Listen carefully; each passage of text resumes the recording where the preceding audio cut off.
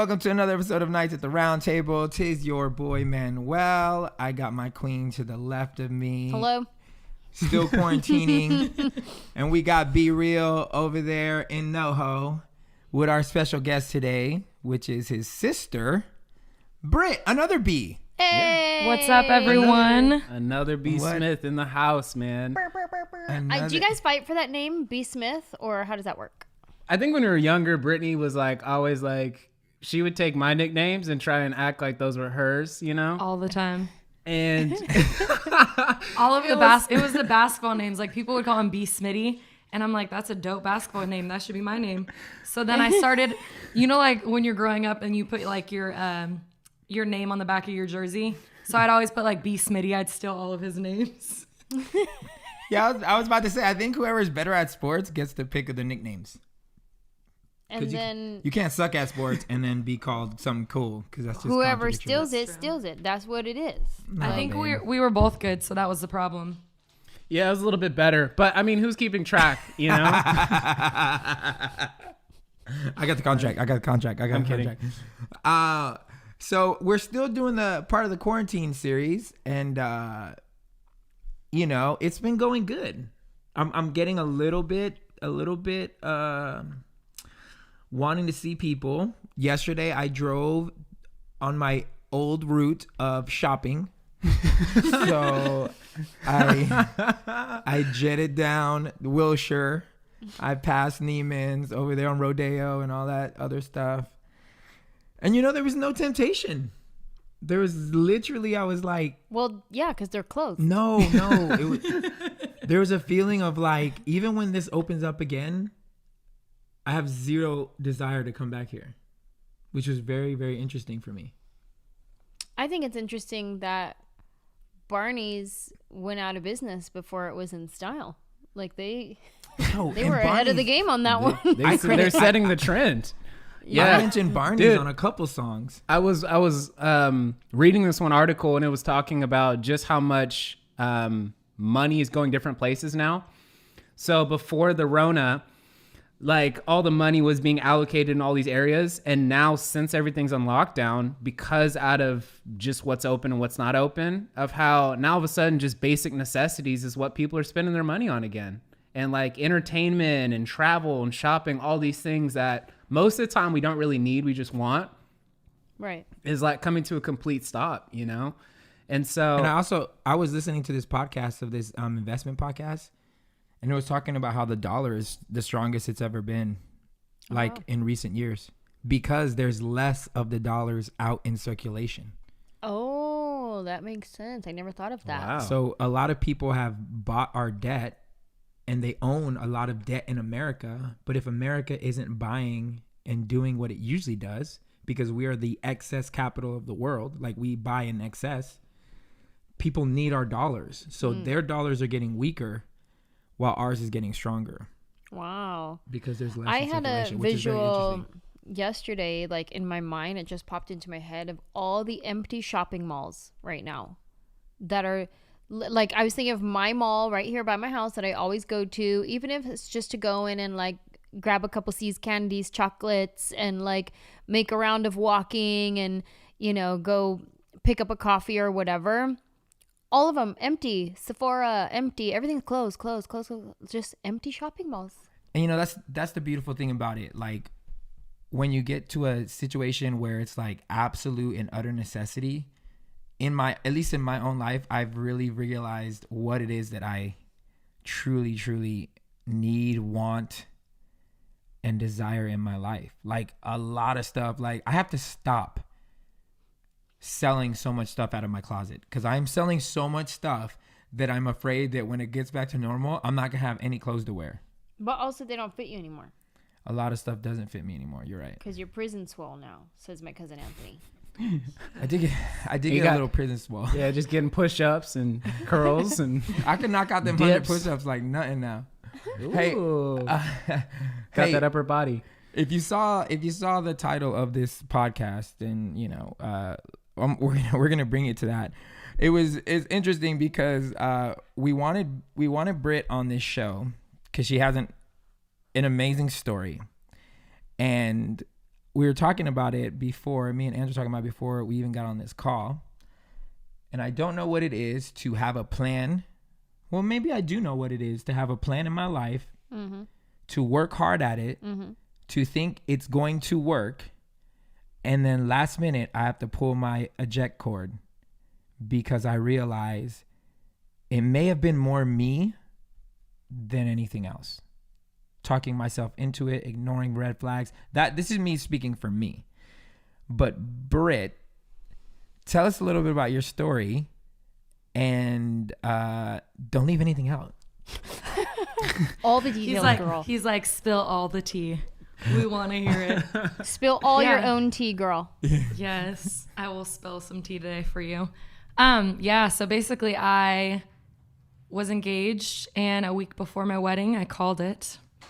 Probably the hardest decision that I've ever had to make in my entire life, but definitely don't have any regrets. It was a decision that needed to be made, and I finally had enough confidence to make that call for myself. So, yeah.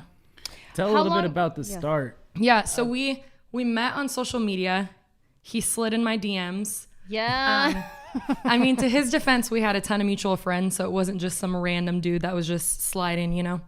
And so we did long distance for probably 3 months, and then he moved to the city that I was in, and then 5 months into dating, he proposed.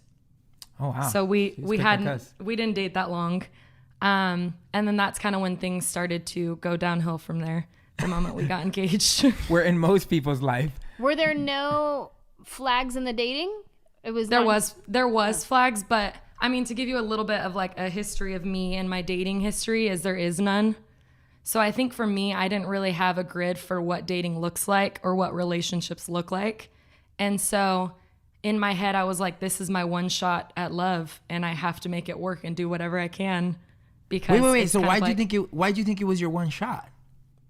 I think it has a little bit to do with the way that I was raised. And I don't know, maybe B can speak to this too. It's just like, it's like there's one person for you. Yeah. And I don't think I actually... We discussed this on one of our other podcasts. Yeah, and I don't think that in my heart I necessarily believed that there's just one person, because I'm like, shoot, if you miss out on somebody, you're going to be single forever. Yeah. But I think my head was still in that place of like, this is the one guy who's ever going to like me and love me. And so I'm going to make it work. And it's interesting too, because Brittany, like you guys know this, but the people listening don't know this. Brittany's like a confident, strong woman. So even somebody of her like status still feeling like, oh, this is it for me. Like, this is the one. And I think too, coming out of like the evangelical dating world, there's a little bit of this pressure of like, once you date to marry, get it right. Yeah. Right. And if you F this up, like you're kind of an F up, you know? And so I think Brittany coming into this relationship, with it being her first serious relationship, you could probably speak to this too. You felt the pressure of like, whatever I got to do, fight, claw, like I got to get this right because I don't want to F this up. It's exactly how I felt. Yeah.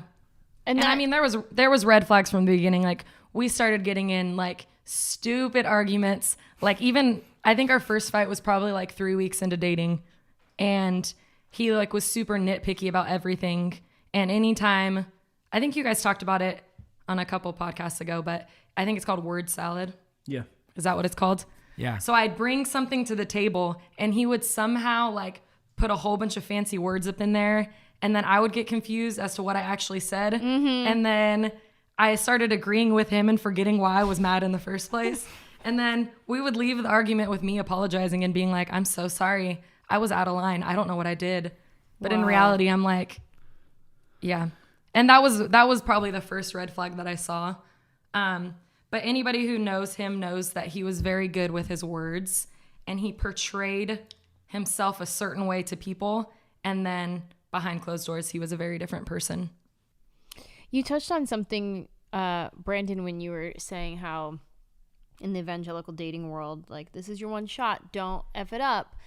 It's that, along with, I think it's so closely tied to your identity when you're dating in the evangelical world, that it's not just a relationship but this is so much to do with your faith even, and you as your soul and all of that. So it's so much pressure added to just dating and getting to know someone, because it's also tied to your faith in God. Yep. So yeah. And then even when you're doing it within like, quote, like church community or faith community, things could get even messier. Yeah. You know, because again, everyone, especially too around that age, you know, like I feel like it's a different dating culture outside the church than it is inside of the church. So different. Like, especially like if you're younger and you're in your mid 20s and you're not in a relationship, church folk are like, yo, who are you? What are you doing? And it's funny because in my mid 20s, I got married, and outside church culture, people are like, dude, you're way too young to be getting married. Like, get out there, play the field, you know, like, and so it's a different set of rules. And I think with that, some of them can be healthy, but I feel like for the most part, a lot of those unspoken rules can be super toxic to people trying to figure out what they even like, what they're into, you know, and who they are, because that's a beautiful thing about relationships, which is you get to figure out a little bit about you, which kind of ties into what you were just talking about, Ange, of your identity. You know, I also, like, I've gotten hit up by people who are not in the church, and really they're, you know, our last podcast about abuse, which I guess kind of leans into this as well. There was a lot of people that hit me up personally and was just like, man, you know, like, I'm in this situation. When is the best time to leave? Should I go? And it was hard because I'm like, I don't want to tell you that you should leave anything, because I'm not I'm not going to stick around for the aftermath. But everything in me was like, yo, you need to bounce. Like, you really do need to go. But it's different. I guess what I'm saying this because if you're listening and you're not part of the church, or you've never been to church or whatever, like, this isn't like, I don't want you to not find yourself in this situation. So even though for her situation, it's, you know, being a part of the church, there is a church culture. If you didn't know that, everybody's married younger. When you start dating anyone past 6 months, there is an absolute expectancy of marriage. It 100%. Will come in a conversation. Whereas when you're in the normal world, it's like, if you get married that early, you're crazy. But after 6 months, it's like, oh, is it, you know, have you guys had the talk? Are you serious? Are you in premarital counseling? Where's this going? So it's a very different culture, but nonetheless, the reasons why you stay are I'm seeing the same. Because insecurity inside and outside the church is still insecurity. And not knowing worth, or not knowing why you should stay or why you should go. I don't know if any of it really sounds any different. At least when I hear the women speak, I haven't had any dudes hit me up and tell me that they need to bounce, but it's kind of synonymous when it comes to inside and outside the church. So if you had to self-dissect, or you've had time to think about it, and you could be vulnerable. It's almost been a year. Yeah, like, what was it? What was it that made you ignore the flags? What was it that made you stay? What was it that brought you to the point of a week out? That's because like you in the red zone. You know what I'm saying? It's like, I mean, people booked flights to come in. People had hotels booked. Yeah. Literally everything was set for the wedding. Everything. Something had to keep you that long, because the longer you go, the worse this is gonna get when you have to call it off. Yeah. Why did you true. stay? Tell us. I think there's this, and I don't think it's just me. I think it's humans in general. We have this innate nature to not want to be alone and to be loved. And I think in my head, I thought, okay, if I call this and I'm not with him, it ultimately means that I'm going to be alone. And I didn't want to be alone. The second thing I'd say is, I mean, girls dream about having their weddings forever. Like, I had Pinterest boards on Pinterest boards. I had everything planned out.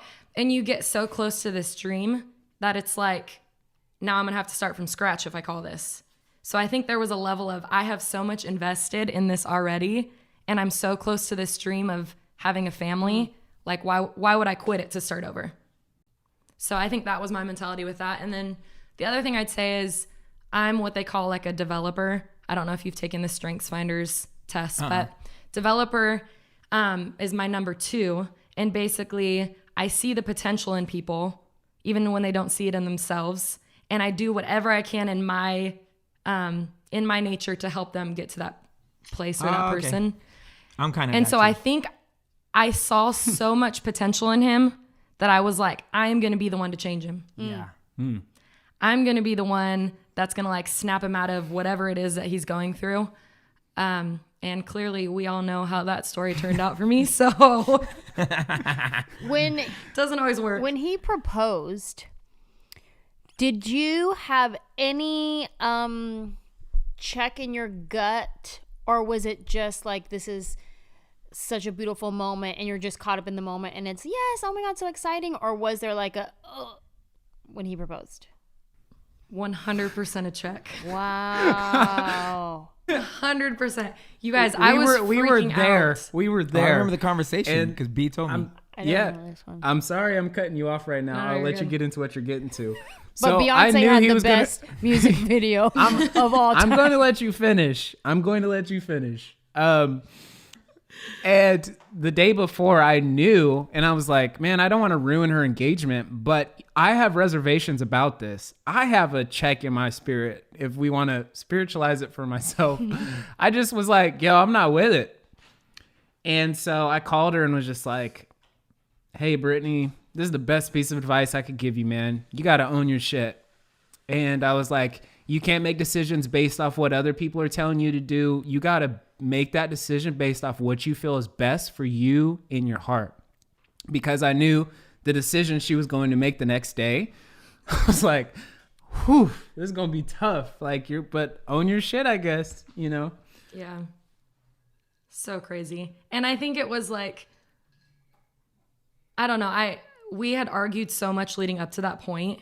It was almost like a relief. Like, okay, it's going to work because we're going to get married and it's going to be fine. And once we get engaged, it's going to fix it all. And again, this goes back to me not really having like a dating history because I don't know. I'm like, cool. Once you get engaged, we're going to be coasting to the wedding. We're going to get married. Life's going to be so good. And I don't think I actually realized how hard relationships were until I met him. And I'm like, oh my gosh, this is so much work. Yeah. And yeah, so when he proposed, and it's so funny because I remember that day, I even made a comment to him and I was like, wow, forever sounds like a long time. Before he proposed. And he it was said that. Yeah, it was the day of. So he had planned out this huge, like elaborate, it was a beautiful day. And I remember having that conversation with my brother the day before and it had me thinking and I was just like, oh my gosh, like, can I do this forever? And I thought I could in the moment. And so when he proposed, I mean, it was beautiful. But I felt like a little bit of anxiety. And I mean, you guys probably don't know, but I've dealt with like anxiety and depression. And I kind of had a good span of years where I didn't have any flare-ups is what I call them. And then I started dating him and my anxiety came back. So I'm like waking up in the middle of the night having panic attacks and I'm not sure why. I'm like, maybe I'm stressed from work. I don't know. And yeah. Can't be the new guy So I that think- I'm dating. I know, not at all. Nope. It's everything else but this new guy. Everything else. Did I eat something weird yesterday? You know what's Gas station tacos. you know what's crazy? I'm like really understanding that the fear of being alone pushes a lot of people to do a lot of crazy things. Like, Yeah. and maybe because I've been solo dolo for so long that I've never been afraid of being alone. Because when you're a touring musician, it's like the name of the game. You're just alone all the time, different planes, different whatever, never the same faces. So alone, I just got used to alone. And I remember reading this book and it explaining the difference between being in solitude and then being alone. Like being alone, people felt desperation. Being in solitude, you always felt like I made a choice to be alone, which is very different. Alone, there's a feeling of I want someone, but nobody wants me. Solitude is I could have someone, but I'm choosing me because me is better than the person that I would have. Like just me, myself is a better situation than if I brought this person in.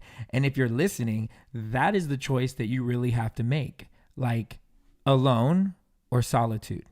Because solitude is actually a higher form of maturity. It's saying that you in my life is not elevating my mind. It's not elevating my heart. It's not elevating my consciousness. I'm not becoming a better person, but I don't want to be alone. So that's why solitude is making that cognitive decision of, yeah, but me without you is a way better. I think there's been seasons of my life where I've chosen solitude, and then I would dip into aloneness. Well, because they're synonymous. They look alike to the outside world.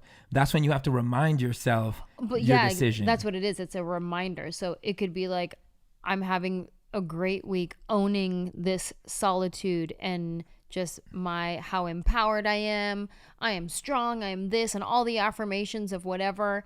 And then the second something happens, all of a sudden it's emotional, whether it's, you start your period, or like nowadays, because when I was single, there wasn't really like Instagram and scrolling and all of that. But now it would be equivalent to, you can feel strong in your solitude, and I've chosen this, and I choose me, and I'm going to work on me, and I'm going to be the best version of myself, so that when I find my partner and he finds me, we're going to be blah, blah, blah, blah, whatever. And then you start scrolling on Instagram, and then next thing you know, you're like, oh, look how happy she is. Oh, look. Yep. And then there you go, dip into aloneness. Now it's just emotional. And I think the reason it can get that way is because, here's another caveat, because solitude is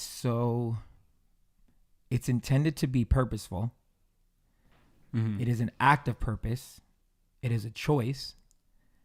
That first choice has to be followed by multiple choices after that. Meaning, now that I am alone, I obviously have an influx of free time. What am I going to do with this time? If I use the time to just revel in the fact that I chose to be alone, then alone will win. But if I fill the time with, okay, I am choosing to be in solitude, I am choosing to better myself, what is it that makes me better? And what is it that brought me to the place of almost saying yes to this person who is not at my standard? Like, what brought me here? Like, what brought me this far? And that's a real question for you, Britt. Because look, in times like this, it can easily be like, oh, this nigga was whack, this cat's stupid, this person's this or that. But look, I firmly believe that everything that you take, everything that you are subjected to at the end is your fault. No matter how whack the other person is. You know what I'm saying? And I mean that like I'm not speaking flippantly about like people who are abused, people or whatever. I'm not saying like it's literally your fault that he is doing it. The reasons they're doing it is on them. But you staying in the situation will always be on you. So if you see a toxic situation that now you choose to stay in, then after that, you have to now accept responsibility for staying in that situation. For whatever reason, there could be a myriad of really good reasons that you think, or there could be a myriad of really bad reasons. But you have to, at that point, take ownership on, I stayed because, blah, blah, blah, blah. And it's always an inward thing, I know you mentioned the fear of being alone, but was there anything else that you learned about your personality? So you said you're a developer, which means you always try to fix broken things. Oh, you were afraid of being alone. Yeah. Was there any just lack of faith that God had better for you? Yeah. I think I'm like, this dude, like, there's no doubt in my mind that he loved me.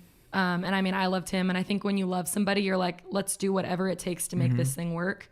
And that was the assumption that I was under, that we were both working together to make this thing work. And ultimately, it was one of us was putting in a little bit more work than the other. But I think I didn't want to be alone. And I saw this dude, and he's a great guy. Don't get me wrong. Like, I want my heart to be shared in that. He genuinely is a really good guy. It was just the two of us together was very toxic and unhealthy.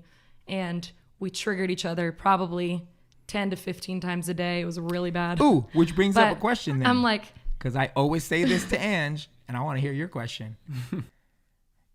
Concerning triggers. Do you believe people can make you mad? Jakia is saying yes, but do you believe that people can make you mad? I think I'm on the fence because ultimately there's something internal that's going on with you. And ultimately, it's not really what they're doing. It's your own internal thing. And what they're doing is 100%. I mean, I know the answer because I learned it in psychology. Essentially what Brittany's saying is they can't drive you crazy unless you give them the keys. Well, this is something. that's Something what I meant to always say. This is something that I always tell Ange, and this is something that everybody needs to hear. No one can make you upset. No one can make you mad. No one can make you jealous. No one can make you any of those things. Those are all choices that you make in response to whatever somebody is doing to you. So now Obviously, our Manny greatest sometimes. example is Jesus, but Jesus could have been pissed. Jesus could have did a lot of stuff to the dudes that were freaking stabbing him at that moment. He wasn't even mad at them. He just said, these people don't know what they're doing, God, forgive them.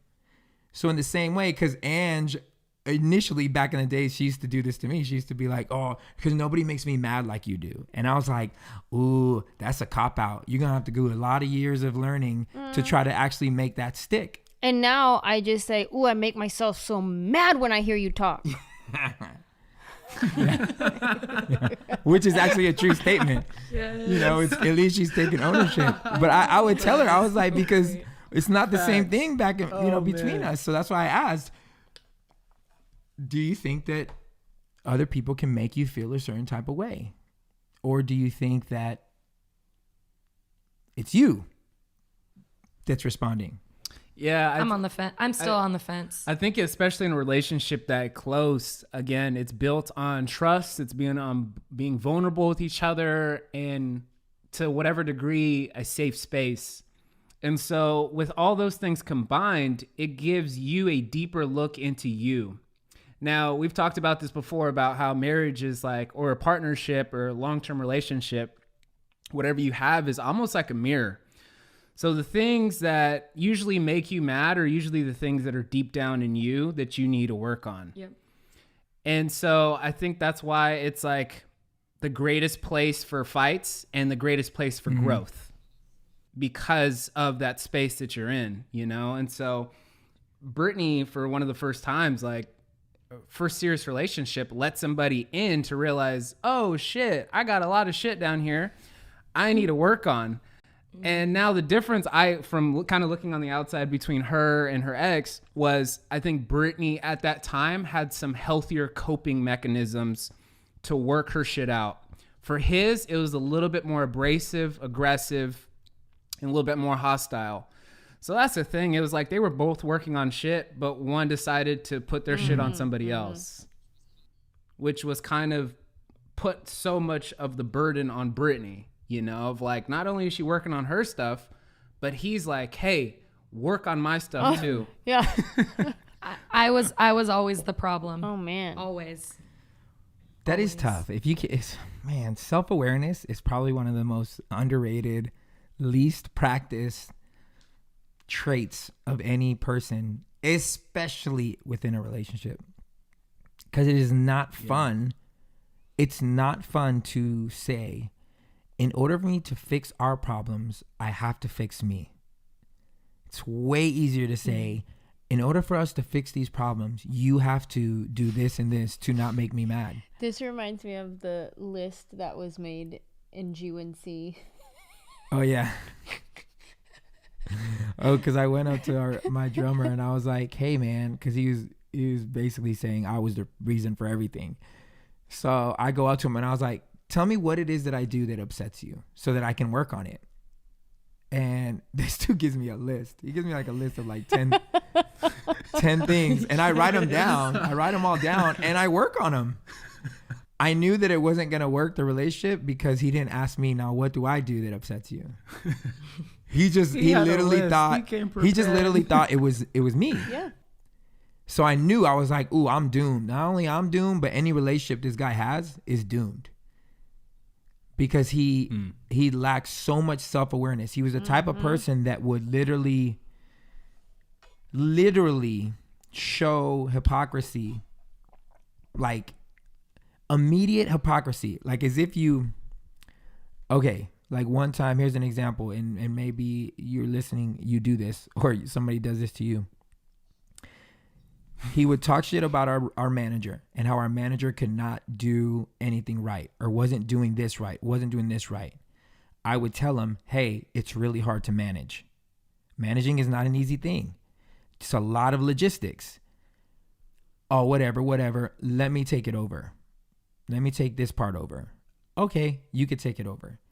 He did not last a week, not 1 week. He already quit after 1 week. It was like, this is hard. And I was like, bro, I told you, this is not easy. He's like, damn, you're right. The very next week, back to talking shit about our manager. Even after trying to do his job unsuccessfully, he still felt that he had the pedestal to look down at the manager and be like, oh, and you're still messing up, which is what I feel in relationships can be a very toxic situation of somebody who is able to look down on you and yet display the exact same traits that they're looking down on you for. Yeah, it reminds me of that passage when Jesus is talking about, hey, before you deal with the speck in your brother's eye, deal with the plank in your own eye. Mm-hmm. And literally, like, if you think about that, it's like, it's projection. It's like, what actually is wrong with me, I'm projecting on you. And even if it's the slightest, tiniest little thing, the bigger issue here is me. Yeah. Which is so challenging, and I hate that. I hate that Jesus says that. You're like, why?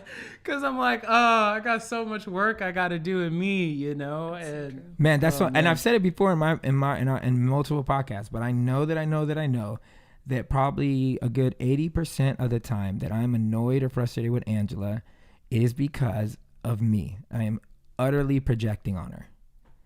She should know what I know. She should think how I should think. She should do things like I do things because my way is so superior. That's literally what I'm giving off. And I'm like, ugh, this is ugly. I want to ask Britt a question. So we know that she called off the wedding a week before. What was it last minute? Like, kind of let some people in real quick. The straw that broke What was the final straw for you? Was it something new? Or was it something old? Yeah. I mean, to give you a little bit more of a backstory too, is we had moved the wedding date twice already. Right. So like we had sent out save the dates, like save the date we're getting married. And then we had to contact everybody and say, oh, we're moving the wedding. And I can't remember what our excuse was for moving the wedding the first time, but you were on tour. That was one of the reasons. Oh yeah. Okay. So I was on a month-long tour. I'm a tour manager / event coordinator. So we were on the road for a bit. And I think now looking back, if I'm being honest, I use that as my scapegoat to actually tell people why I wanted to call or postpone the wedding. And I remember I sat down with him and had a conversation, and I was like, I can't do this if this is how it's going to be. So we had this moment of like, all right, we're going to change. We both have yeses in our hearts. Things are going to get better. And I mean, I think a lot of our issues, relationship isn't going to work if a person has like an inability to see their part that they play in the relationship. And that was my number one annoyance of like, I need you to see that you're a part of this and that it's not just me. I'm not always a problem. And so I was promised things are going to change. We're going to work on it. We're going to do premarital, which at that point, that was the second couple we met with for premarital because the first couple he wasn't really a fan of. So we moved to another couple and we were like, all right, we're going to go. We're going to check in with them. It's going to be good. Let's move it. And we moved it. And then leading up to the wedding, we had gotten this massive blow up argument. And I was reminded of all the promises that I was made of how things were going to change and that we were still in the same place that we were in before. And at that point, we had like stopped doing premarital because the second couple burned us. B and Maddie were like doing our premarital for a little bit. Yeah, so far I'm 0 for 1. So don't, anybody listening, don't call me for your premarital. I'm totally kidding. It had absolutely nothing to do with B and Maddie at all. They were great. And so I had kind of like this moment where I felt like, is this how I want to live my life? Like, is this what I want for me? And as you know, I don't want that for my life. And I think looking back now, I would have had regrets if I called it that first time because I wouldn't have been confident enough in my decision to say no.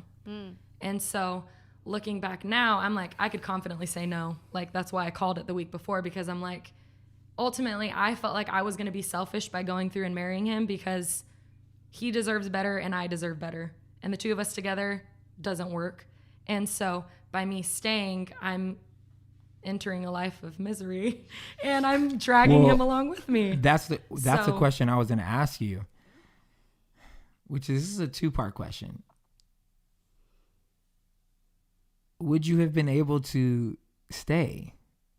Like, at this point, you would have been a year into your marriage. In all honesty, do you think you would still be married right now? I would hope so. You would make it stick. I mean, you would just try to make it work. You would just be unhappy, but you're like... Yeah. I'm that type of person where I'm just like, hey, like, I genuinely have love for him. Like, there's no doubt about that. Sure. And I think because of who I am, I probably would have just submitted and kind of took a couple steps back and let him do his thing, and I would have stayed. Well, because here's the thing. That's funny that you say that, because a lot of the girls that hit me up, at least in the faith, the ones that were in the faith, their struggle was with, being obedient, believing in the man, knowing their place, blah, blah, blah, blah, blah. So it's very easy to shove down your emotions, what you feel about yourself, all this stuff, all in the name of being a submissive wife. And that troubled me because I'm like, yeah, man, but if the guy isn't portraying Jesus or his attributes, how do you submit to Caesar?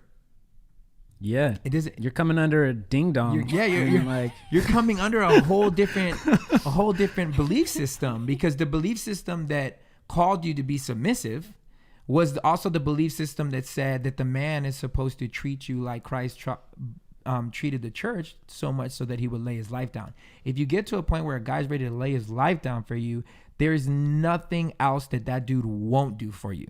If he would lay down his life, then he would do anything. If that's not attributes that he shows, how are you then obligated to now honor your side of a covenant that is it's a broken covenant to me. That's just how I see it. I know it's a piece of paper that says that you're married, but back in those days, there was no piece of paper. I was just reading this. Abraham, when Isaac got his wife, I believe Isaac's wife was Rebecca, right? I believe that was her name. Anyways, I need to go read my Old Testament. Yeah, I was just reading it. It's our Bible quiz. The servant, I'm pretty sure it was Rebecca. The servant went to go find her in back in their land, brought him back, and this is what the Bible said. When they saw each other from far away, Isaac ran up to them and took her into his mother's tent, and they were married. That's it. They consummated and they were married. And I was like, oh, snap. And it literally was that. It was just an absolute commitment that, hey, I'm your husband, and I'm gonna ride with you. So I kind of feel like, man, if the person is not holding up their side of the covenant, it's hard for you to be under a covenant, because it's not existing. It's not being portrayed. It's not being exemplified. It's not even it's not real. You're under a covenant, but you're under one by yourself, and there is no marriage covenant by yourself. So I just don't know. That I couldn't give them an answer, but at the same time, I'm curious, where would you be if you did?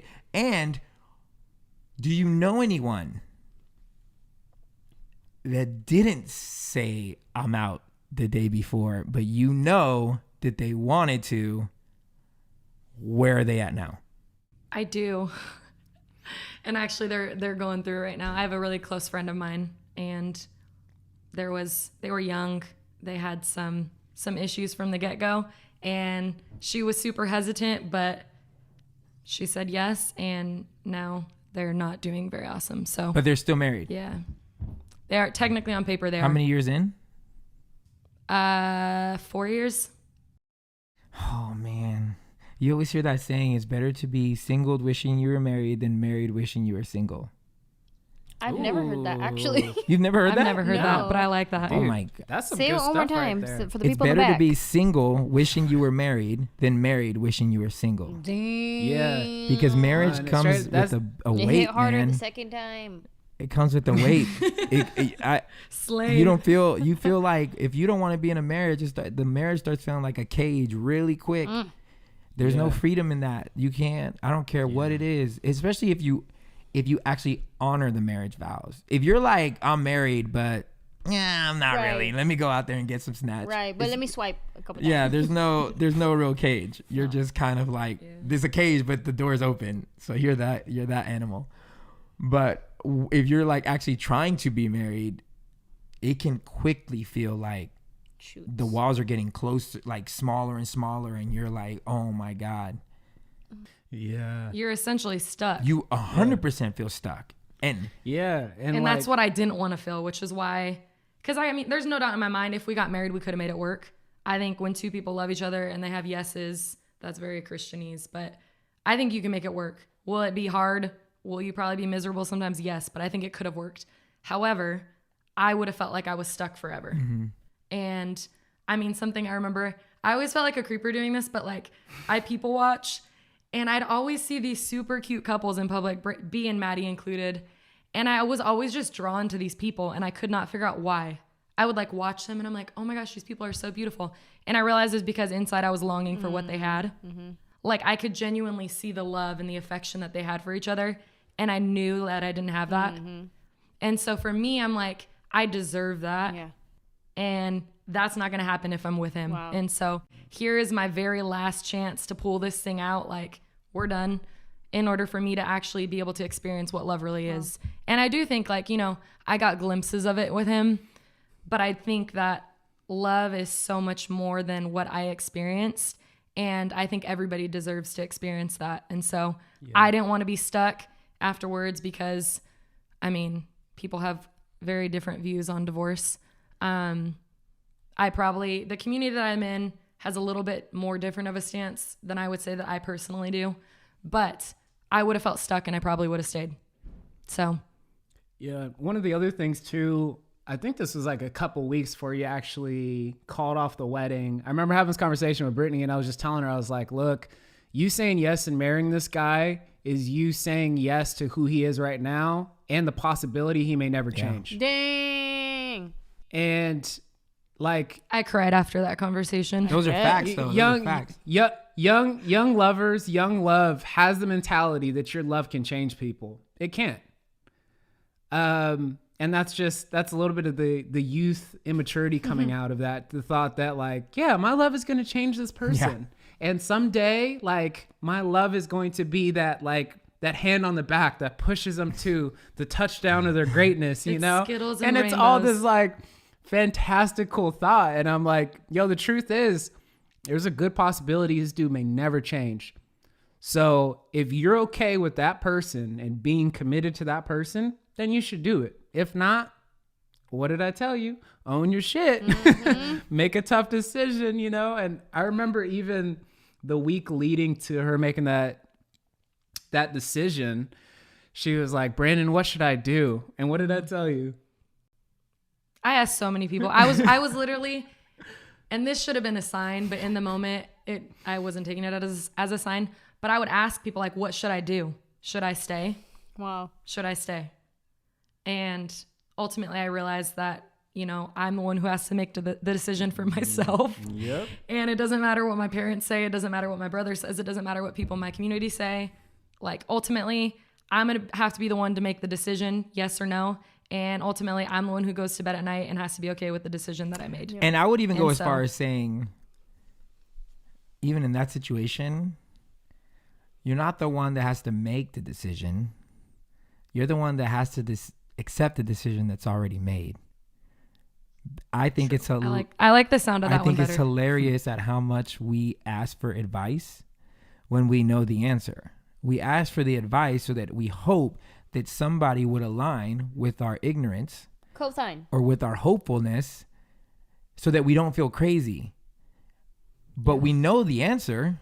We know what we have to do. That's why I'm such a fan of the Socratic method, because I always believe that people have the answer within them, which is a high stress thing in our relationship, because she thinks I attack her when I ask her questions, but I'm like, no. It's a method that I firmly believe that you have the answers, especially when we're talking about you. When it's involving you and something that you need to do or want to do, no one will have a more clear answer than you, because you're you. So I know that the answer is inside. That's why I say it's more like accepting the decision that you know you need to make, as opposed to, oh, I need to make a decision. Yeah.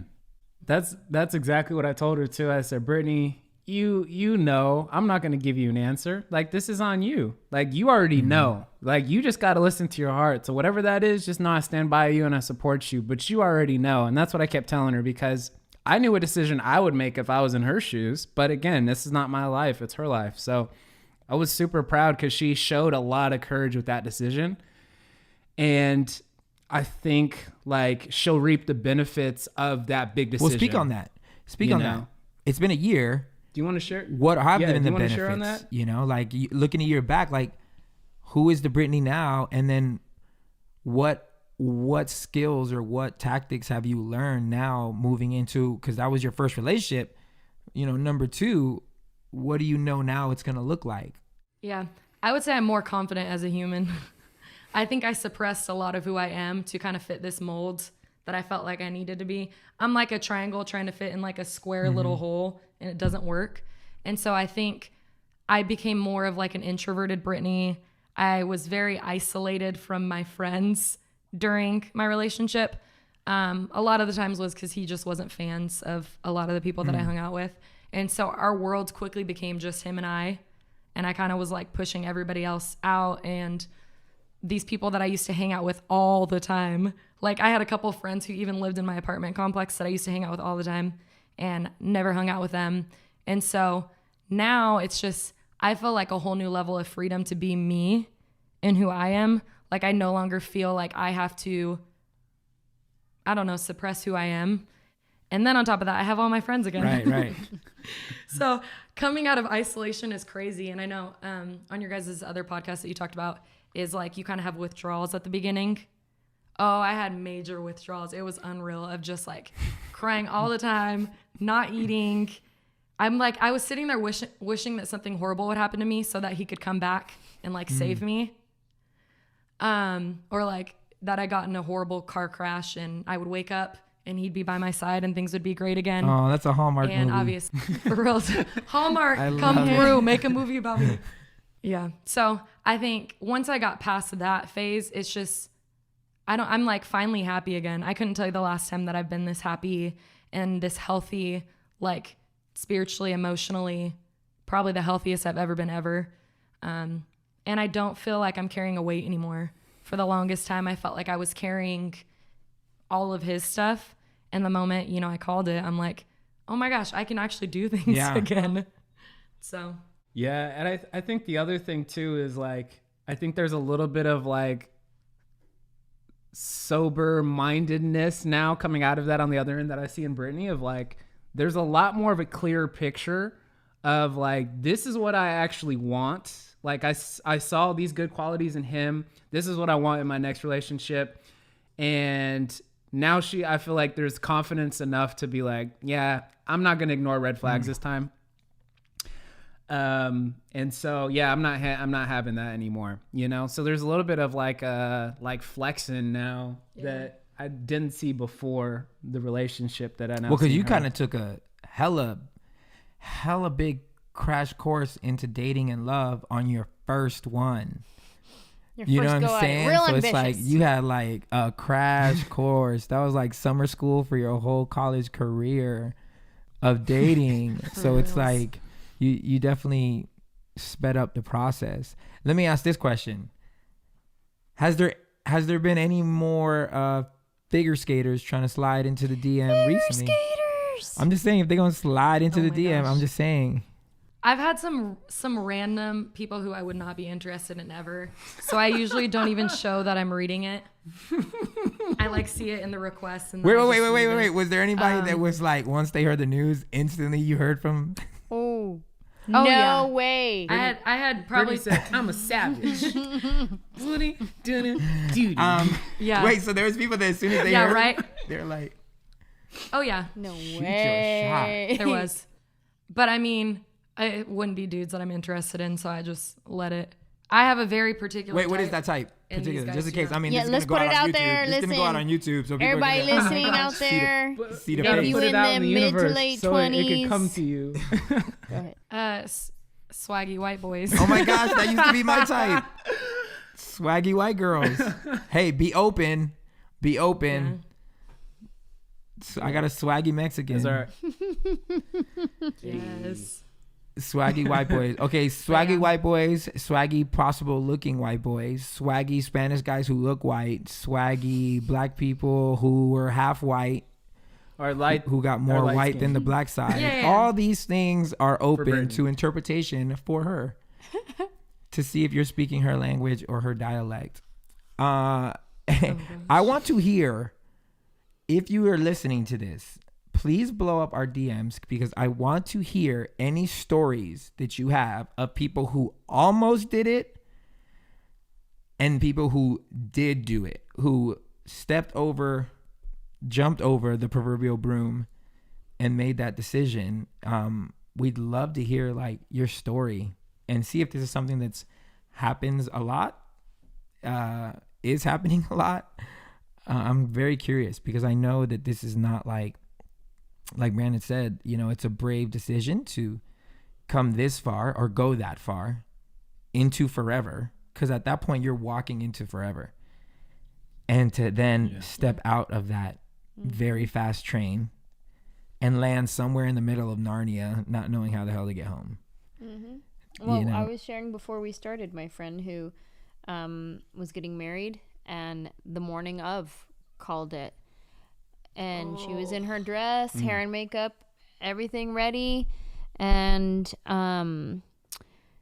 they still had the reception party. Because they were like, we already paid for all this food and all these flowers and decorations. So like all her family and friends still went with her for her. And I think they were just kind of celebrating like, you didn't make a bad decision for yourself and we're celebrating life and we love you and we just support you and whatever. And so they had the DJ, they had everything. So she had her own little party. A quinceañera for herself. It was her treintañera. She had it.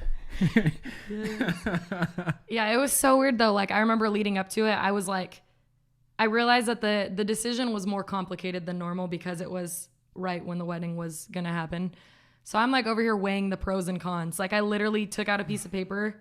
Like this was before I even let anybody in on my process with that. And my pros outweighed the cons of calling it. And so then at that point, I was just waiting for somebody to give me the okay to call it, which is horrible. Wait, I'm curious about the cons list. I'm curious about what ended up on the cons list that would make you want to pick forever. Money. Yeah, isn't that funny? Oh my gosh. I'm like, and now looking back, I'm like, there is no like money that is worth a life of unhappiness. Like, Can no you money. imagine you talking to your daughter? Mommy, how's it been with you and Dad? Baby, let me tell you about a wedding DJ. That guy was $900 for the night, and I just could not bear telling him to keep my deposit. And now you're here. And now you're here 20 years later. I'm sitting. Oh my gosh, the things we do. The way we talk to ourselves in and out of things is pretty intense. Yeah. I mean, we did lose a significant amount of money just because, like, the venue, we had to pay for some of the food, my dress, like, all that stuff with money we can't get back. And so, yeah, that was probably one of the top cons on the list. The other con was, like, starting over. Like, the thought of starting over scares me God. so much of, like, I wasn't really a fan of dating before. Like, I mean, I would talk to dudes, but none of them were ever really serious.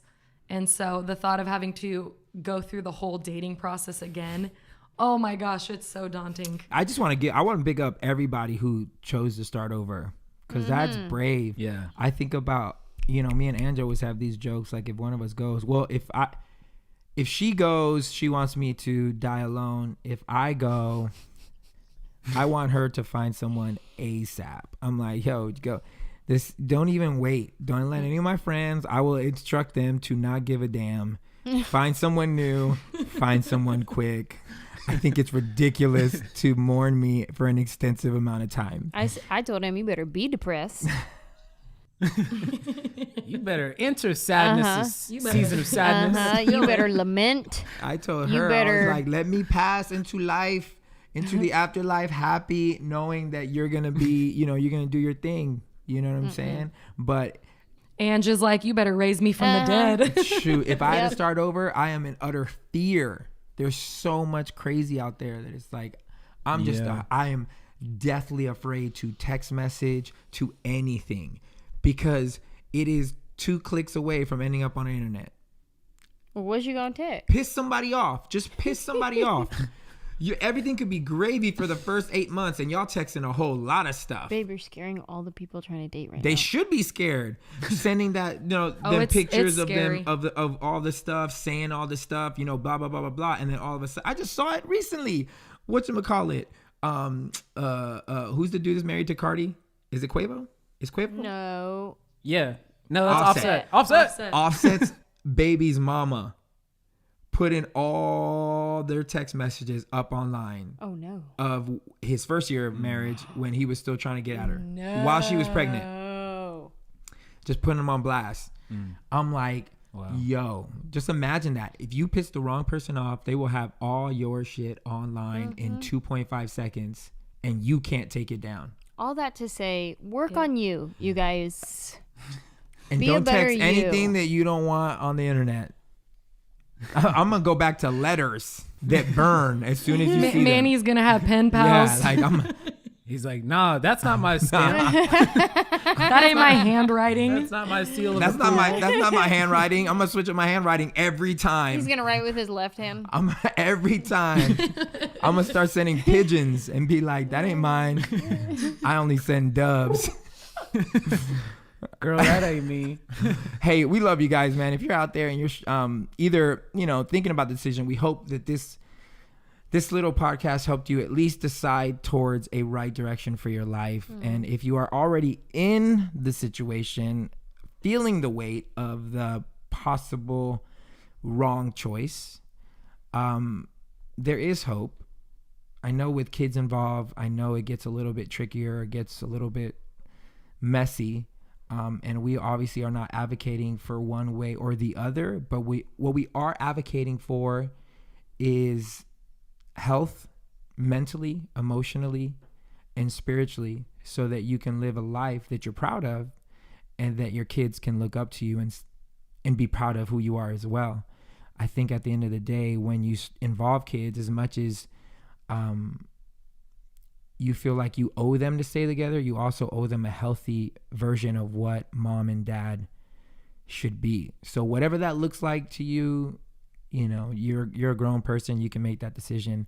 If you're single, thinking that you can't get out, that's just a big fat lie. If you're single and single meaning Christian, not married. Yes. No. Single meaning without kids. I always say without kids. I always call people single, which is quite hilarious. If you're in the relationship or if you're married and you don't have kids, okay. I don't want to promote divorce, especially if you're in the Christian faith and you think that that's, you have to stay. We're just promoting health. Think about what the healthy version is. 'Cause, we had a friend that was, having suicidal thoughts, staying with their person, all in the name of Jesus. And I just struggle to hear the Lord say, you better stick. I don't care if you're thinking about killing yourself. You better stick. You know what I'm saying? I feel like there comes a time where you can just accept what's being shown to you, especially if that other person is not doing the work. So all that to say, we love you. And please hit us up on the DM. We always like to respond. If you're not following us on YouTube or any other places, please come follow us. Please subscribe. Please share. That's how this podcast grows, especially if it touches you in any type of way or it makes you feel like you're learning or growing. Share it with your friends. Put them on game, and we will be so appreciative. Britt, thank you for being vulnerable. Yes, queen. Thanks for sharing your story. Thanks for having me, guys. Yeah, we really appreciate it. It's my honor Yeah. to be here. Right on. And like we always say, we pray that you find a seat at the table. But if you don't, you are always welcome at ours. Love you guys.